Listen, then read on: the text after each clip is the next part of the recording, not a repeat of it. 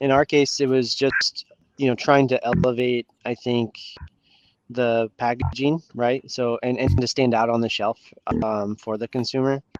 Like we've all kind of talked about, there's, um, you know, bags of coffee. There's nothing new new with that, and now you're seeing the trend with boxes. There's a lot of boxes out there, and I think, I'm interested to see what kind of the next evolution of packaging is in coffee, to see what kind of it helps coffee stand out on the shelf. But for us, it was just, um, it kind of reminds me of a present at Christmas time, like when you're kind of unwrapping this box and getting this bag of coffee out, there's just another layer. There's this tactile experience that's involved with it. And, I definitely, I didn't invent it. None of us invented coffee bags and boxes.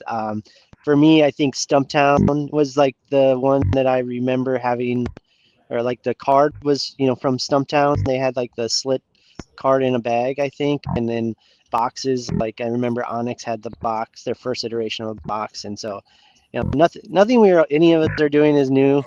Like nothing's original, I think, but we're all just kind of putting our own voice and our own spin on it, and so that's kind of like where I think box packaging is kind of coming from. Is you're taking from other industries and seeing how are they offering their products, and seeing how can we incorporate that into our design and packaging, and yeah, in practical and in sustainable ways for coffee.